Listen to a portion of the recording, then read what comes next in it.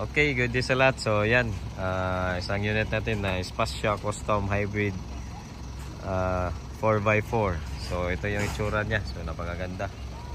So sulit talaga itong klaseng unit na to kasi sobrang tipid.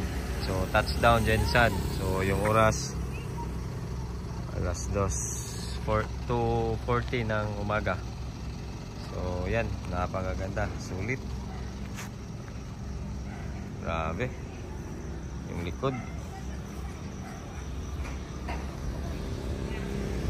So ito, malaki talaga yung save mo sa unit na to kasi napakatipid. And then sa pormahan, super ganda. So compare nyo sa Montero at saka ito. So lumalaban talaga sa pormahan. So parang Montero din kasi yung gulong niya itim tsaka silver yung Montero, ganoon din. Super ganda, sulit, ayos.